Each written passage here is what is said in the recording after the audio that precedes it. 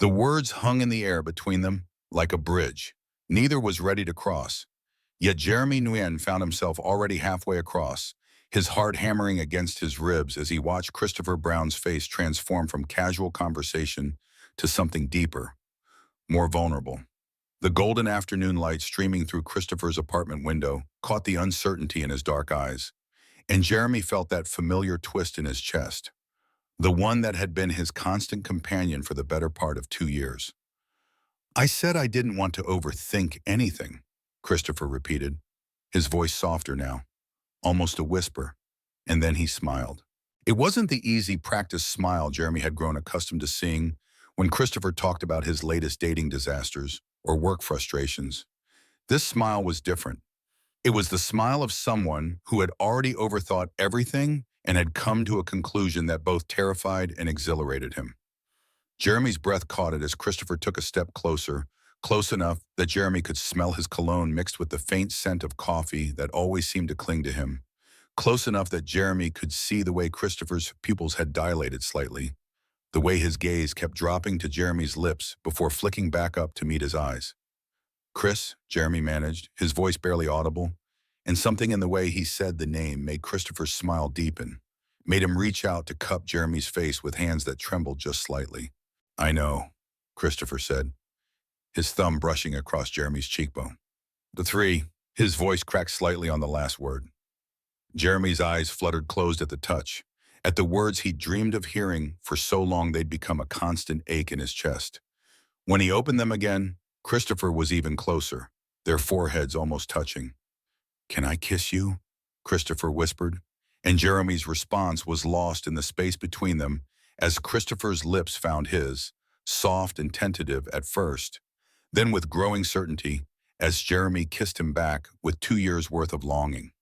But to understand how they arrived at this moment, how Christopher Brown went from Jeremy's straight best friend to the man currently kissing him like he was air, and Christopher had been drowning, we need to go back to where it all began. Before we see how this ends, tell us where you're watching from and hype this video in the comments. 3 months earlier, Jeremy had been sprawled across Christopher's couch, a position so familiar it felt like coming home, watching his best friend pace back and forth across the living room with the restless energy of someone deeply frustrated with the universe. Christopher's latest relationship had just ended, another in a string of failed connections that always seemed to follow the same pattern. Initial excitement, a few weeks of what Christopher described as, quote, "six," followed by a vague sense of dissatisfaction that Christopher could never quite articulate. Quote 7. Christopher was saying, running his hands through his dark hair in a gesture Jeremy had memorized along with all of Christopher's other unconscious habits. "Ashley was perfect on paper. Smart, funny, beautiful. We had everything in common. The sex was fine. She wanted the same things I wanted, or thought I wanted." He stopped pacing and turned to face Jeremy, his expression a mixture of confusion and frustration. "So why did I feel like I was playing a character in someone else's life?" Jeremy shifted on the couch, pulling a throw pillow against his chest, partly for comfort and partly to hide the way his heart was racing. These conversations had become routine over the past 2 years, ever since Jeremy had realized that his feelings for his best friend had evolved far beyond friendship. Christopher would date someone new, Jeremy would listen to him analyze every detail of the relationship, offer advice and support, and then watch Christopher's inevitable disappointment when things didn't work out. It was a special kind of torture, being in love with someone who trusted you enough to share their most intimate thoughts about everyone except you. "Maybe you're just looking for something different than what you think you're supposed to want," Jeremy said carefully, the same advice he'd given Christopher countless times before, always hoping that maybe this time Christopher would hear the subtext, would understand what Jeremy was really trying to tell him. Christopher flopped down on the opposite end of the couch, close enough that Jeremy could feel the heat radiating from his body. Quote 11. The pain in Christopher's voice made Jeremy's chest tighten. He wanted nothing more than to close the distance between them, to tell Christopher that he wasn't broken, that maybe he just hadn't been looking in the right places.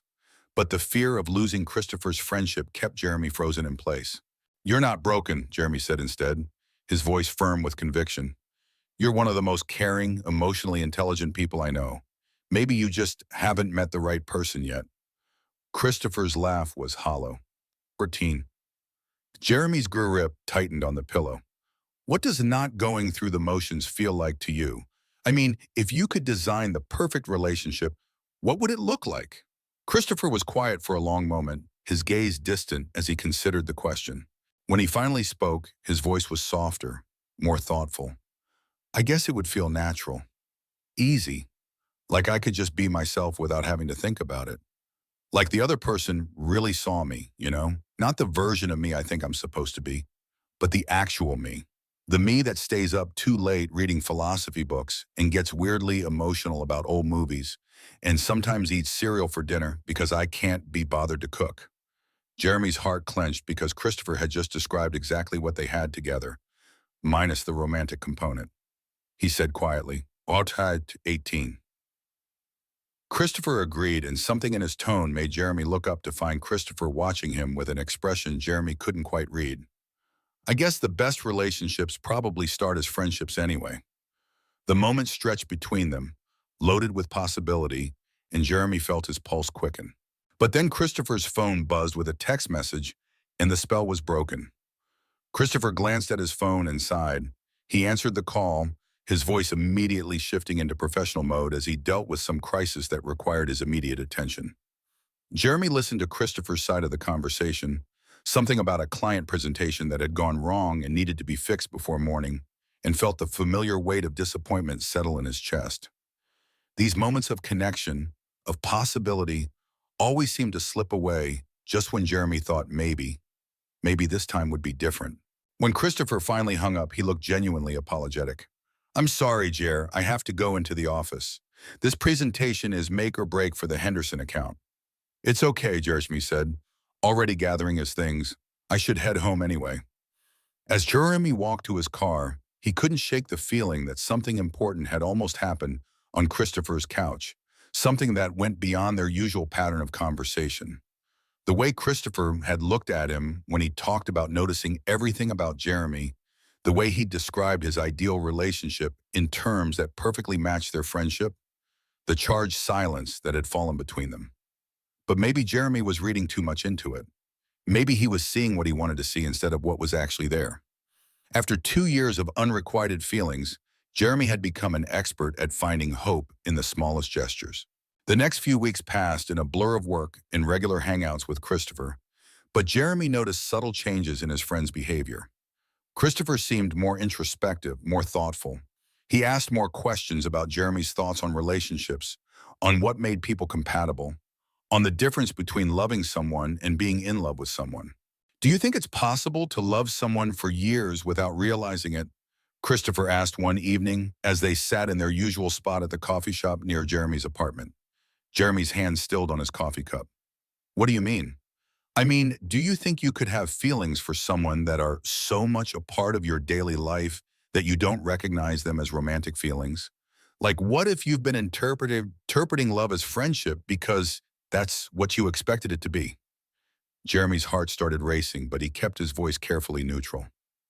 Quote 27, Christopher was quiet for a moment, staring into his coffee like it might hold the answers to all of life's mysteries. "I've been thinking about what you said, about maybe looking for something different than what I think I'm supposed to want. And I've been trying to figure out what I actually you want, not what I think I should want." "And what have you figured out?" "That's the thing," Christopher said, looking up to meet Jeremy's eyes. Quote 13, Jeremy's pulse was thundering in his ears, but he forced himself to stay calm. "What conclusion?" Christopher opened his mouth to answer, then seemed to think better of it.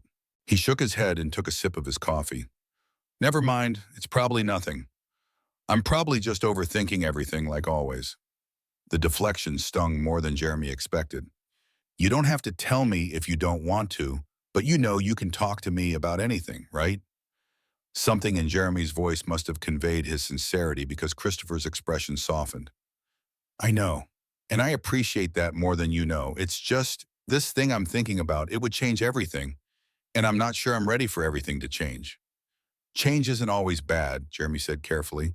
"Sometimes it's scary because it's unfamiliar, not because it's wrong."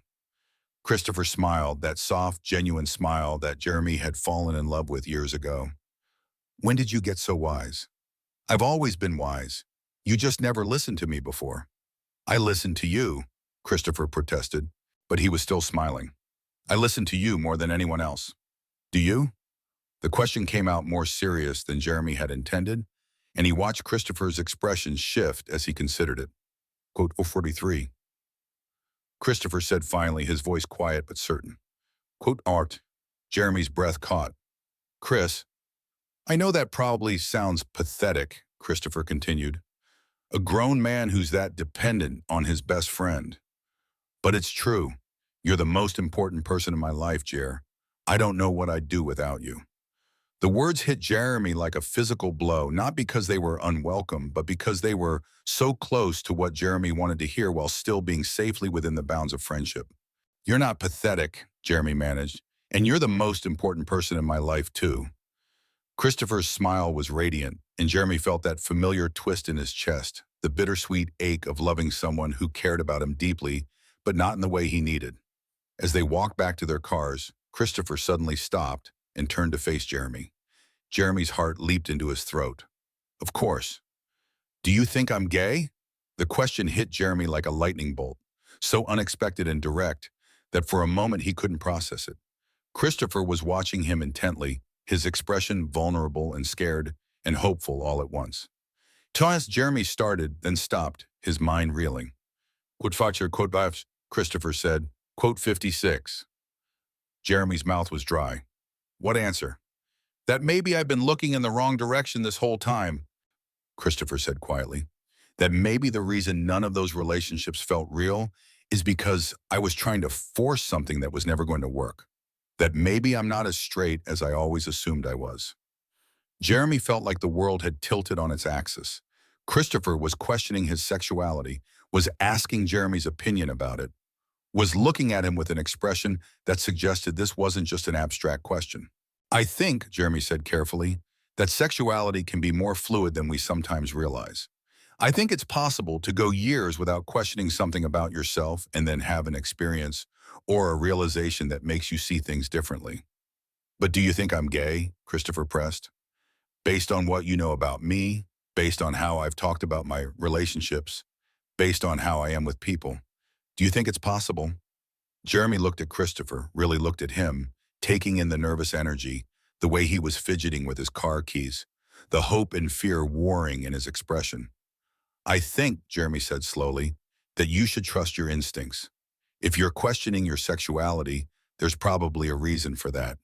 And I think you should explore those feelings instead of dismissing them. Have you ever been attracted to a man? Jeremy asked gently. Christopher's cheeks flushed, and he looked down at his keys. Quote Church 67. Quote Soundbound. Christopher was quiet for a long moment, and when he looked back up at Jeremy, his expression was so vulnerable it made Jeremy's chest ache. Honestly? You. The word hung in the air between them like a confession, and Jeremy felt his heart stop beating entirely. Jeremy whispered. Not in a way that makes you uncomfortable. Christopher rushed to clarify. I don't want to make things weird between us, but I've been thinking about why I feel more comfortable with you than with anyone else I've ever dated. Why I'd rather spend time with you than with any of the women I've been in relationships with. Why I tell you things I've never told anyone else. Why I trust you more than I've ever trusted anyone. Jeremy's hands were shaking. Good 73, it's a quote wow. Jeremy felt like he was standing on the edge of a cliff, one step away from either flying or falling. Quote wow. Christopher stepped closer, close enough that Jeremy could see the flecks of gold in his brown eyes, close enough that Jeremy could smell his cologne and feel the warmth of his body. Good 76, Christopher said quietly. Good 7. Jeremy's world exploded into 1,000 pieces and reformed itself in the space of a heartbeat. Christopher was in love with him.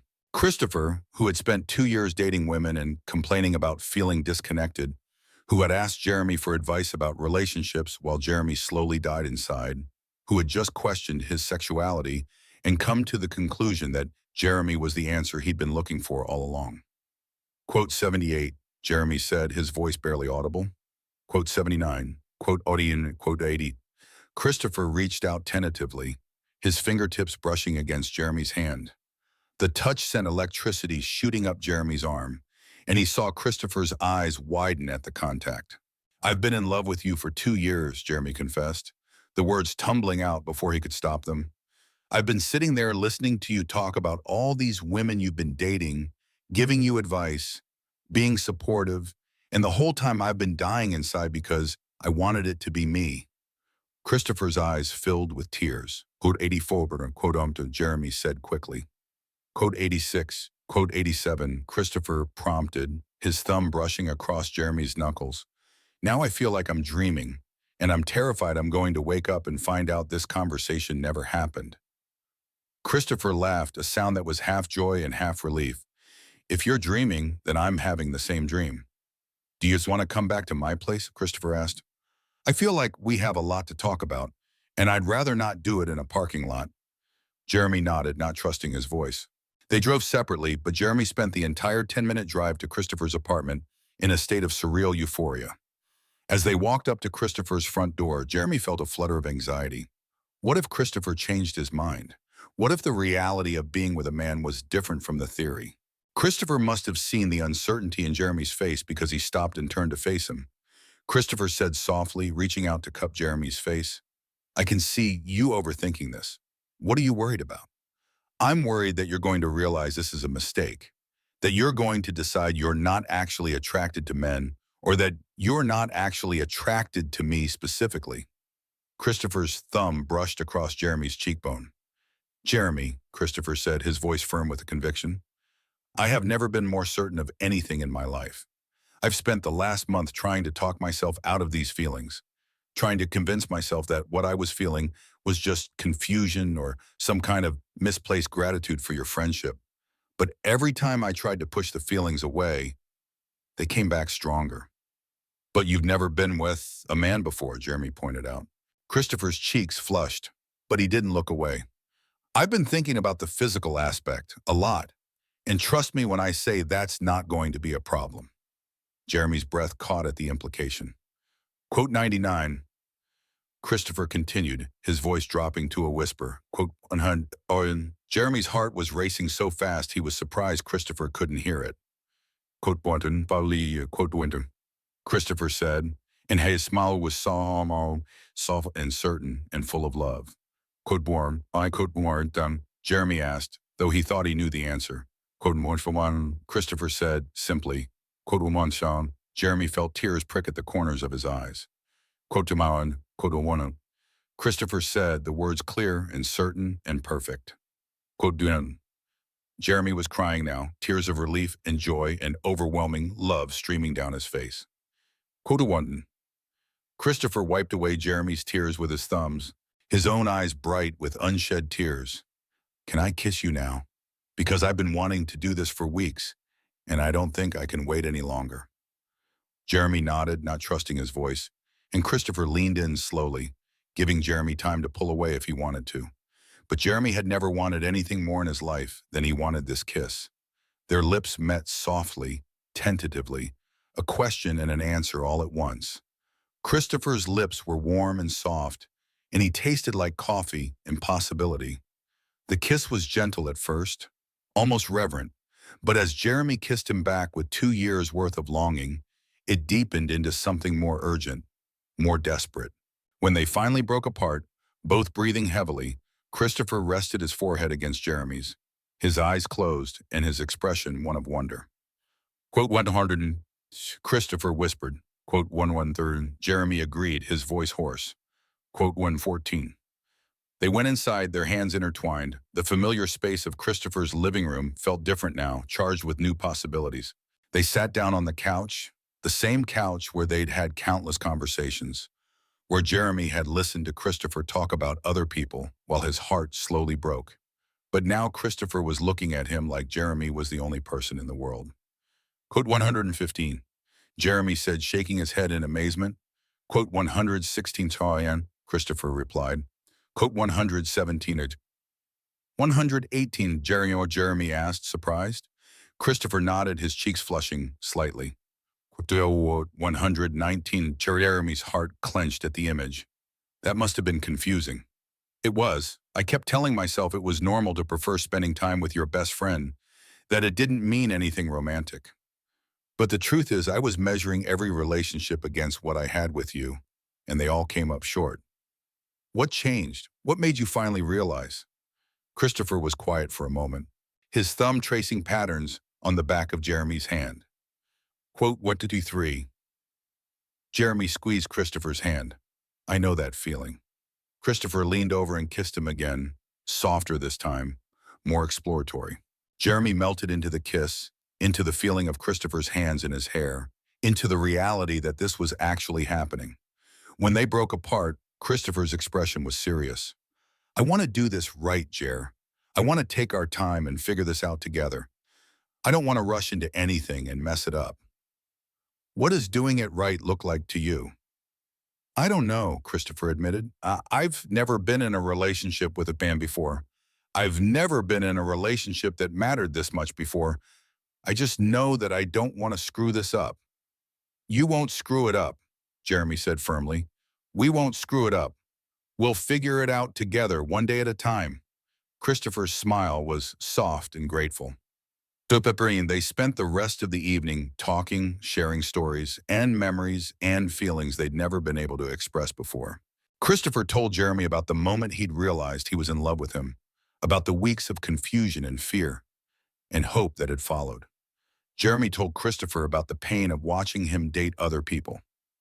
Christopher said when Jeremy finished talking about the hardest parts of the past 2 years. Jeremy said, quote, Birdie. Christopher kissed him again, and Jeremy thought he could spend the rest of his life kissing Christopher and never get tired of it. When it got late, Jeremy reluctantly got ready to leave, but Christopher caught his hand as he headed toward the door. Christopher said quietly, quote 137. Jeremy's heart swelled. Are you sure? I'm sure. I've spent too many nights wishing you were here. Now that you can be, I don't want to waste the opportunity. They ended up in Christopher's bed, fully clothed and just holding each other, talking in whispers until they fell asleep. Jeremy woke up the next morning with Christopher's arms around him, with sunlight streaming through the windows, with the surreal knowledge that his life had completely changed in the span of one evening. Christopher was already awake, watching Jeremy with a soft smile. Good morning, he said, his voice rough with sleep. Good morning, Jeremy replied, still not quite believing this was real. How did you sleep? Better than I have in months, Christopher said. You? Same. Jeremy stretched, luxuriating in the feeling of waking up next to the person he loved. No regrets? Christopher's expression grew serious. Quote 147, quote 118.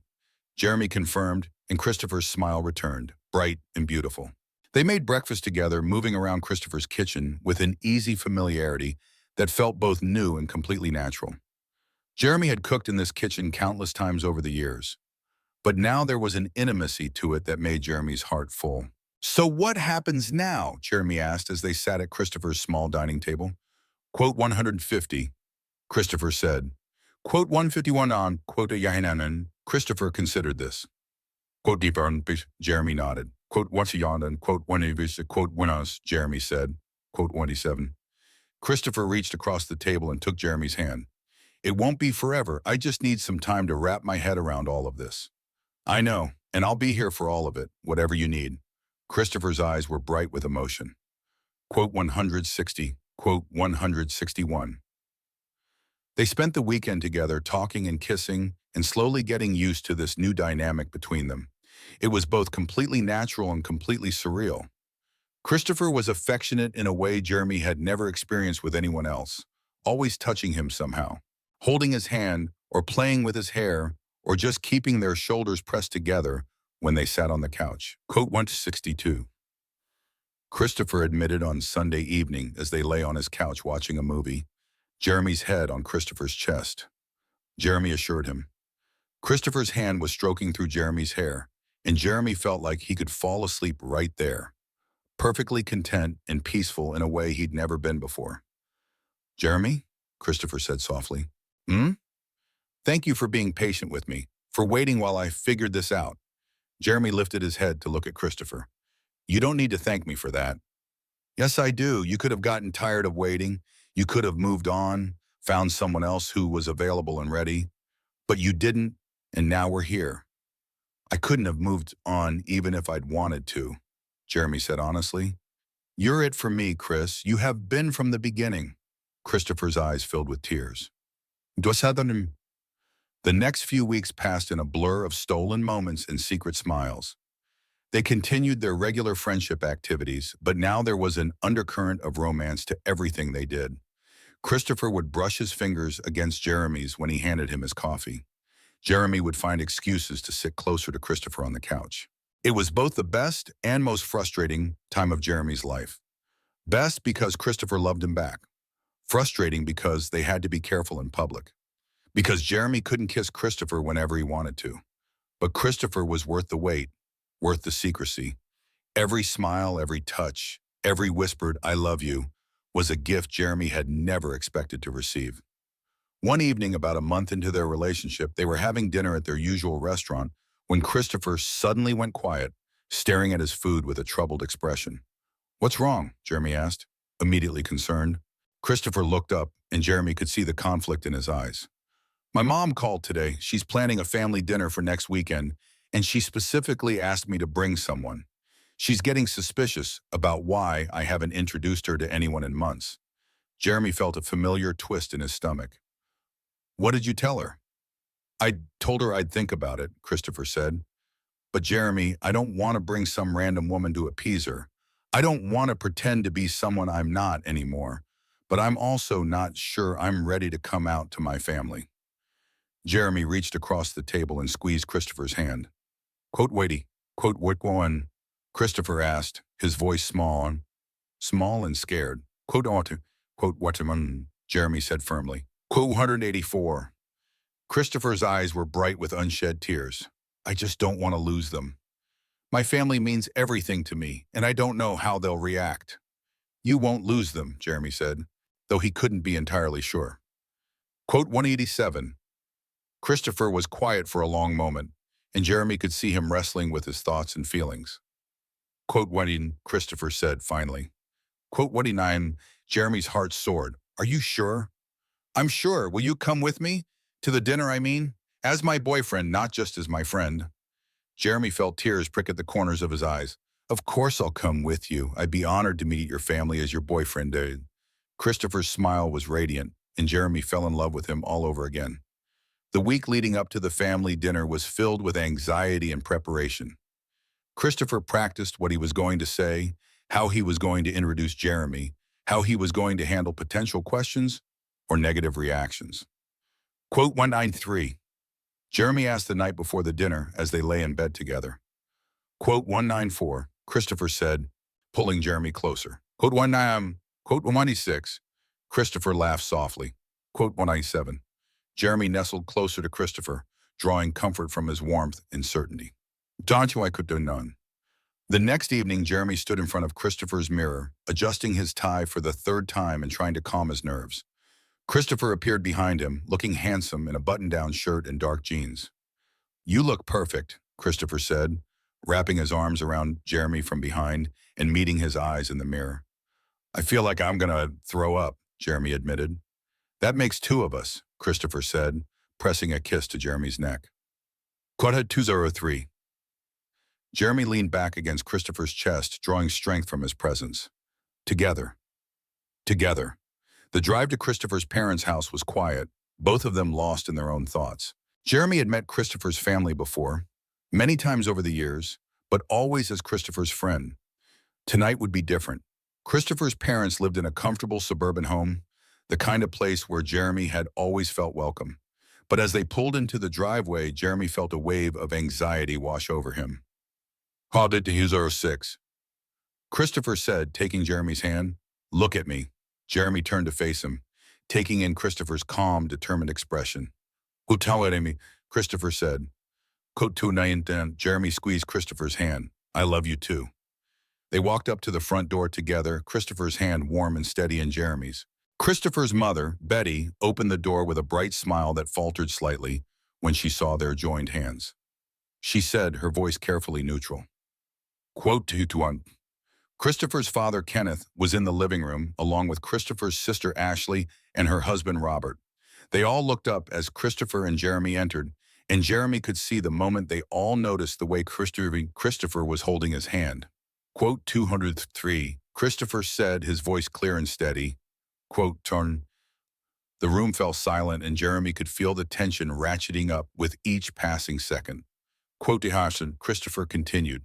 Quote to Akin, the silence that followed was deafening. Jeremy watched Christopher's family process this information, saw the surprise and confusion and, in some cases, understanding dawn on their faces. Christopher's mother was the first to speak.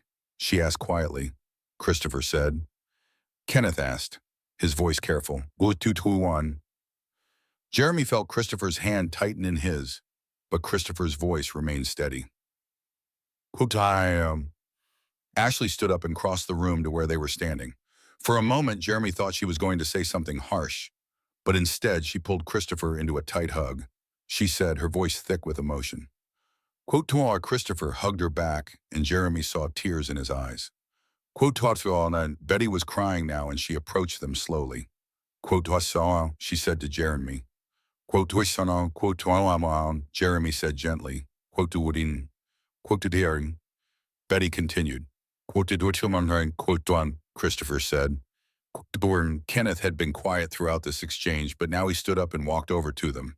Jeremy braced himself for rejection. He was for anger, for disappointment. Instead, Kenneth pulled Christopher into a hug. He said quietly. Jeremy felt tears streaming down his face as he watched Christopher's family accept them, with more grace and love than he had dared to hope for. The rest of the evening passed in a blur of questions and explanations and family stories. Christopher's family wanted to know how they'd gotten together, how long Christopher had known he was gay, what their plans were for the future. They answered as honestly as they could, and Jeremy was amazed by how natural it felt to be there as Christopher's boyfriend. As they were getting ready to leave, Betty pulled Jeremy aside. Quote 236, she said. Quote 237. Jeremy hugged her, overwhelmed by gratitude and relief. Quote 238, quote 239, she said. Quote ton, Jeremy assured Amira. On the drive home, Christopher was quiet, processing the evening's events. Jeremy reached over and took his hand, offering silent support. That went better than I expected, Christopher said finally. They love you, Jeremy said. Of course they want you to be happy. I can't believe I waited so long to tell them. I was so scared for nothing. You weren't scared for nothing, Jeremy corrected gently. Your fear was valid, even if it turned out to be unfounded. Coming out is always scary, no matter how supportive you think people will be. Christopher squeezed Jeremy's hand. 248. They spent that night talking about the dinner, about Christopher's family's reactions, about what it meant for their relationship going forward. Christopher was relieved and happy, and more relaxed than Jeremy had seen him in weeks. Christopher said as they lay in bed together. Quote 252.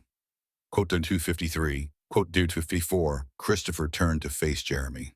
Quote 255. Jeremy kissed him softly, pouring all of his love and pride and happiness into the gesture. Quote 256. Oh, 257. Christopher corrected. Quote 258. The next few months passed quickly, with Christopher gradually coming out to more people in his life. His co-workers, his extended family, his college friends. Each conversation got easier, and Christopher grew more confident in his identity and his relationship with Jeremy. They settled into a routine that felt both new and completely natural. Christopher would come over to Jeremy's apartment after work, or Jeremy would go to Christopher's place. They would cook dinner together, watch movies, talk about their days. It was everything Jeremy had dreamed of and more. Christopher was affectionate and attentive and completely devoted to their relationship. He seemed to take joy in the small domestic moments, in being able to kiss Jeremy goodbye in the morning or hold his hand while they watched TV. Quote 259, Christopher said one evening as they sat on Jeremy's couch, Jeremy's head in his lap, while Christopher ran his fingers through his hair. Quote 260. Jeremy looked up at him, taking in the soft expression on Christopher's face, the love in his eyes. You complete me, too. Do you ever think about the future? About where we'll be in 5 years, 10 years? Jeremy considered the question. Sometimes. What do you think about? I think about us living together, maybe getting married someday. I think about growing old together, about building a life that's completely ours. Christopher's cheeks flushed slightly. Quote to Sarian, quote Dixon, Jeremy assured him. Quote to Christopher's smile was soft and wondering. Years? Years. I used to lie awake at night, imagining what it would be like to wake up next to you every morning, to come home to you every evening, to plan a future with you. I never thought it would actually happen, but I couldn't stop myself from hoping. Christopher leaned down and kissed him, and Jeremy felt that familiar flutter of joy and disbelief that this was his life now. I want all of that, Christopher said against Jeremy's lips. Go to Severson to quote Chuan, Jeremy said, quote Turfon, quote Turfon. Christopher said, and Jeremy's heart soared at the certainty in his voice. 6 months into their relationship, Jeremy woke up to find Christopher already dressed and sitting on the edge of the bed, looking nervous and excited. Good morning, Jeremy said, stretching and yawning. You're up early. I have something for you, Christopher said, his voice slightly shaky. Jeremy sat up, immediately alert. What kind of something? Christopher reached into his pocket and pulled out a small velvet box, and Jeremy's heart stopped beating entirely. Quote 279, Jeremy whispered. Quote 2, Christopher did it quickly. Quote 2 on, Jeremy stared at the box, his mind reeling. Quote 2 on, quote no, Christopher said, his voice firm with conviction. Quote Jeremy felt tears streaming down his face as Christopher opened the box to reveal a simple, elegant ring. Quote Christopher said, his voice shaking with emotion. Quote Dawson. Jeremy looked at Christopher, at the man who had been his best friend for years and his boyfriend for months, and who was now asking to be his husband. Christopher's eyes were bright with tears and hope and so much love it took Jeremy's breath away. Quote 287. Jeremy said, his voice barely a whisper.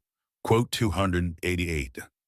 Christopher's face broke into the most beautiful smile Jeremy had ever seen.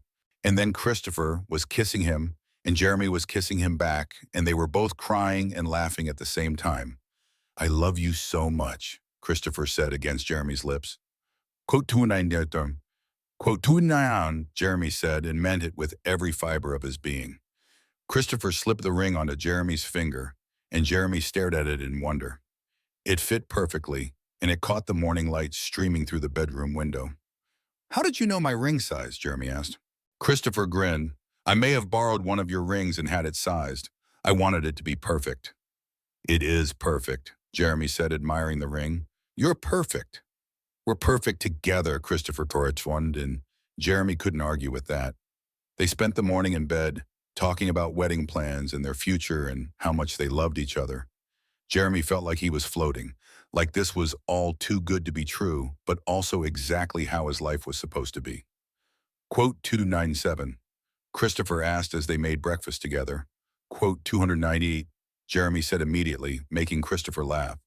Quote 299. Jeremy turned to face Christopher, taking in his earnest expression. Quote 300, Jeremy said. Quote 300 on. Quote there's Christopher said, pulling Jeremy into his arms. Quote Thermum. Jeremy's heart swelled with love and gratitude. Okay, let's plan a wedding. They decided on a small ceremony in Christopher's parents' backyard, with just their immediate families and closest friends. Betty was thrilled to help with the planning, and Jeremy's parents, who had been delighted when Jeremy had told them about Christopher, were equally excited to be part of the celebration. The months leading up to the wedding were a whirlwind of planning and preparation, but also some of the happiest months of Jeremy's life. He and Christopher moved in together, combining their belongings and creating a space that was truly theirs. Through it all, Jeremy felt like he was living in a dream. After years of unrequited love, after months of secret relationships and careful navigation of Christopher's coming out process, they were finally here. They were engaged, they were planning a wedding, they were building a life together. Quote 305. Jeremy asked one evening as they sat on their couch addressing wedding invitations. Quote 306. Christopher considered the question seriously. Quote 307, he said finally. Quote around, quote John, quote John, Christopher admitted. Quote down. Jeremy leaned over and kissed him, overwhelmed by love and gratitude for this man who had been brave enough to question everything he thought he knew about himself. Quote down, Jeremy said against Christopher's lips. I love you too, future husband, Christopher replied, and Jeremy's heart soared at the words. Their wedding day dawned bright and clear, with perfect weather for an outdoor ceremony. Jeremy woke up in his childhood bedroom at his parents' house, having spent the night there according to tradition, and immediately reached for his phone to text Christopher. "Good morning, future husband," he typed. "I can't wait to marry you today." Christopher's response came immediately. Quote 3 Wapashin, Jeremy spent the morning getting ready with his parents and his sister, who had flown in from across the country to be his best woman. Everyone was emotional and excited, and Jeremy felt like he was floating on air. When it was time to leave for the ceremony, Jeremy's father pulled him aside. "I'm proud of you, son," he said, his voice thick with emotion. "You've found someone who loves you exactly as you are, and that's all any parent wants for their child." "Thank you, Dad," Jeremy said, hugging his father tightly. "That means everything to me." The ceremony was held in Christopher's parents' backyard, which had been transformed into a beautiful wedding venue with white chairs and flowers and twinkling lights strung between the trees. As Jeremy walked down the aisle, he saw Christopher waiting for him at the altar, looking handsome in his dark suit and more nervous and excited than Jeremy had ever seen him. When their eyes met, Christopher's face broke into a radiant smile, and Jeremy felt his heart swell with so much love he thought it might burst. This was it. This was the moment he dreamed of for years. The ceremony was beautiful and intimate, with personal vows that left everyone in tears and rings that symbolized their commitment to each other and their future together. When the officiant pronounced them married and told them they could kiss, Christopher cupped Jeremy's face in his hands and kissed him with so much love and joy that Jeremy felt like he was flying. Quote 321. Christopher whispered against Jeremy's lips as their families and friends cheered around them. "I love you too, husband," Jeremy replied, and the word felt perfect on his tongue. The reception was a blur of congratulations and dancing and speeches that made Jeremy cry happy tears. Christopher's best man gave a speech about how he'd watched Christopher search for love for years without realizing it was right in front of him the whole time. Jeremy's sister talked about how she'd never seen Jeremy as happy as he'd been since he and Christopher got together. But the moment that meant the most to Jeremy was when Christopher's mother stood up to give a speech. "When Christopher first told us about Jeremy," Betty said, her voice emotional, "I wasn't surprised. I'd watched them together for years, and I'd always wondered if they would figure out what the rest of us could see. They belong together. They make each other better, happier, more complete. Jeremy, welcome to the family officially.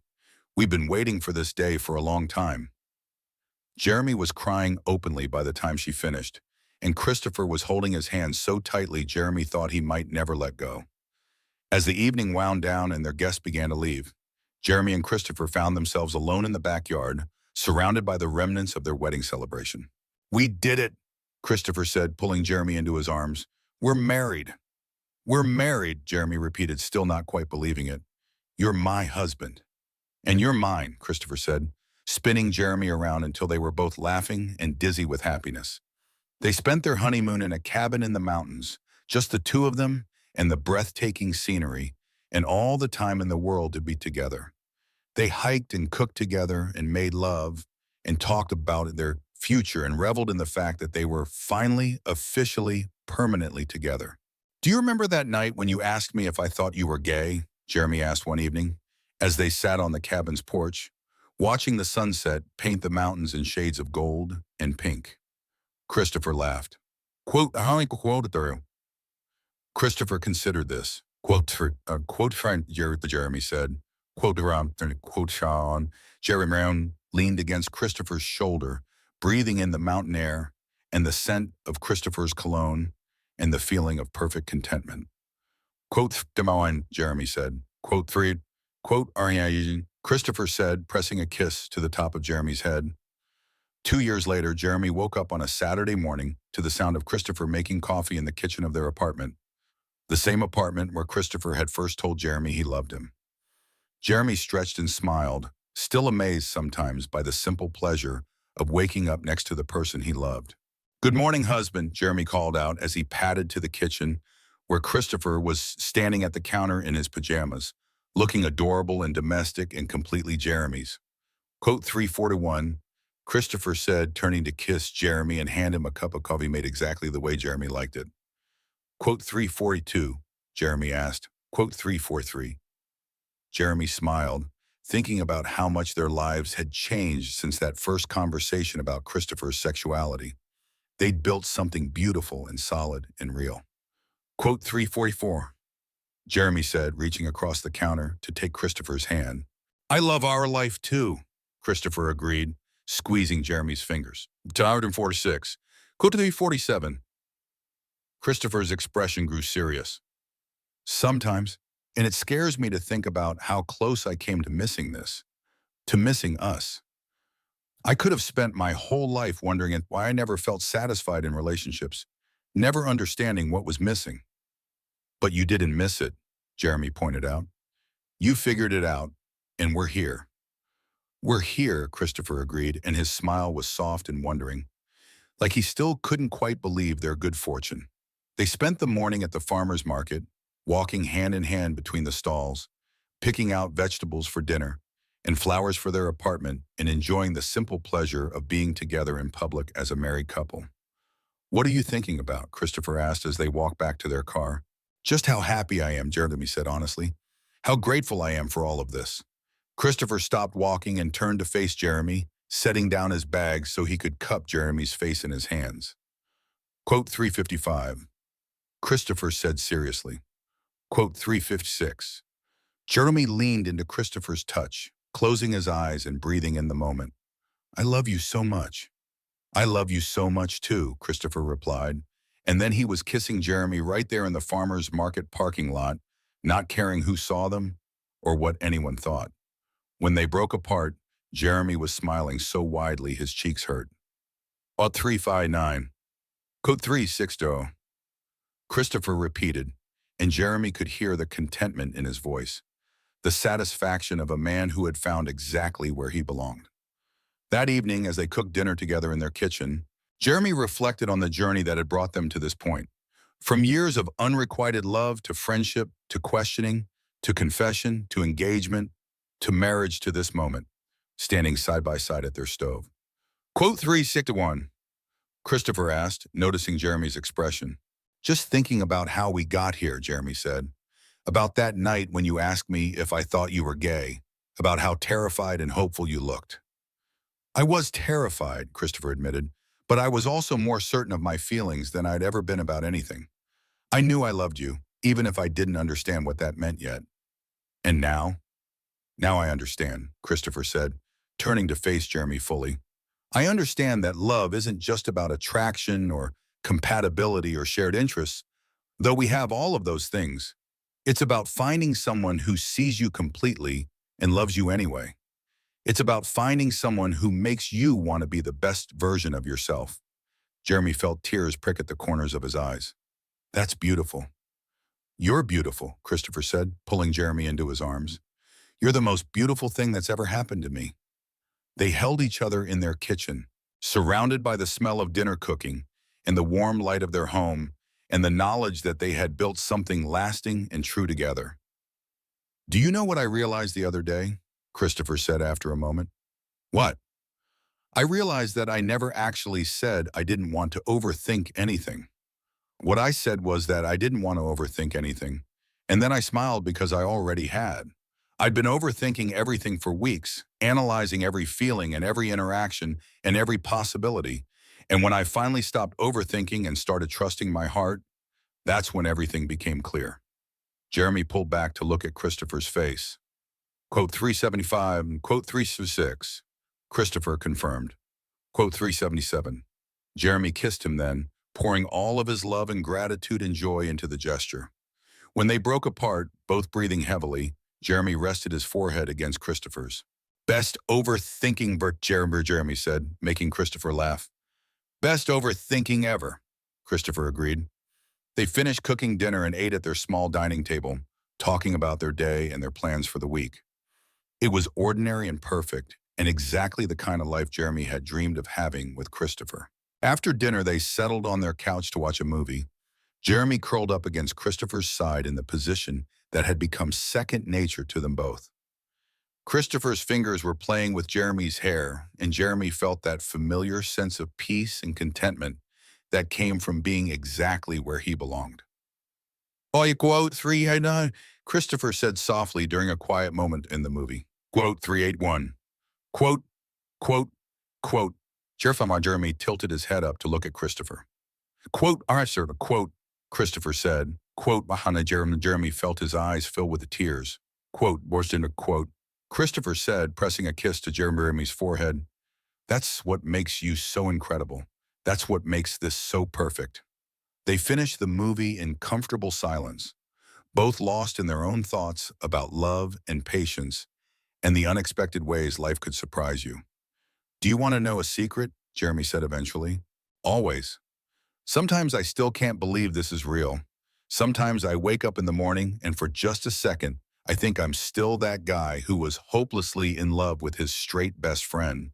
And then I remember that you love me back, that we're married, that this is actually our life. And I feel like the luckiest person in the world." Christopher's arms tightened around Jeremy. Quote to 394, quote 3, Jeremy said firmly. Quote Russia, Christopher smiled. That same soft, wondering smile Jeremy had fallen in love with years ago.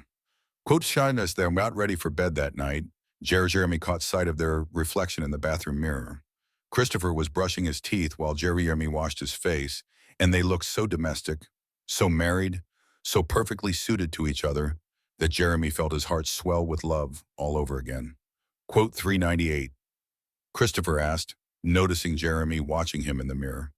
Quote 399, Jeremy said, smiling. Quote 400, Christopher rinsed his mouth and turned to face Jeremy directly. Quote Franz,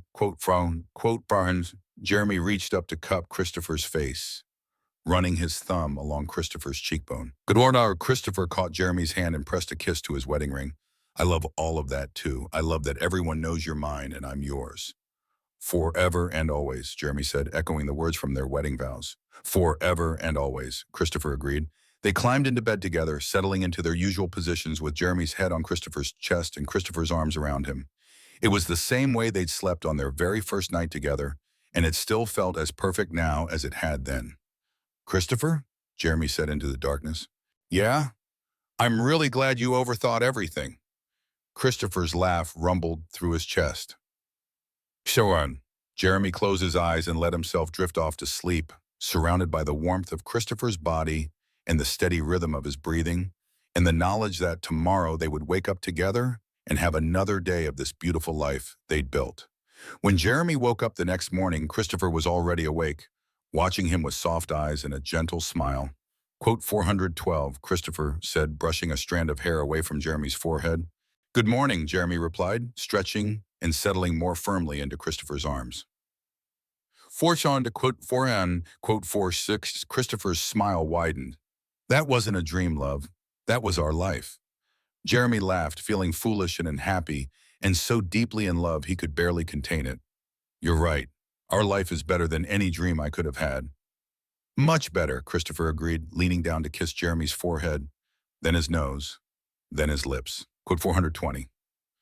Jeremy kissed him back, slow and sweet and full of promise for all the mornings they would wake up together, all the conversations they would have, all the ordinary and extraordinary moments that would make up their shared life.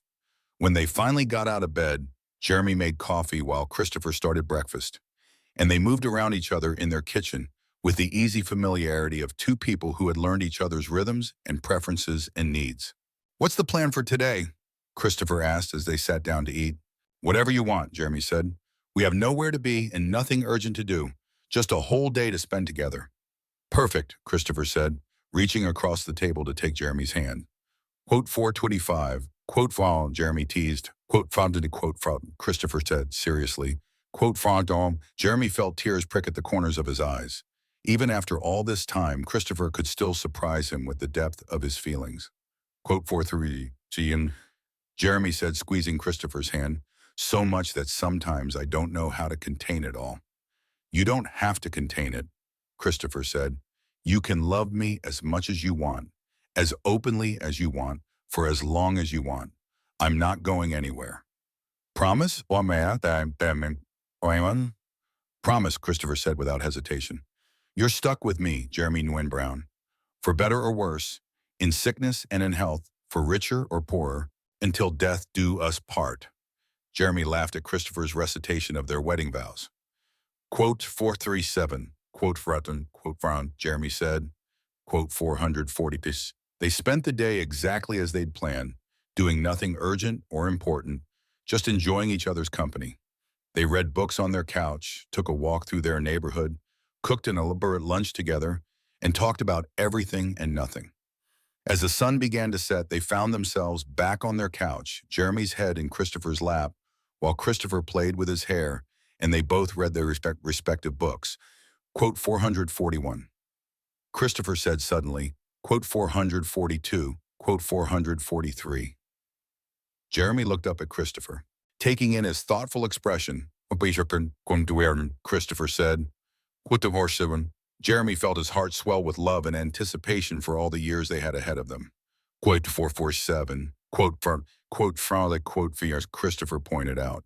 Quote Fallen, Jeremy sat up and turned to face Christopher fully.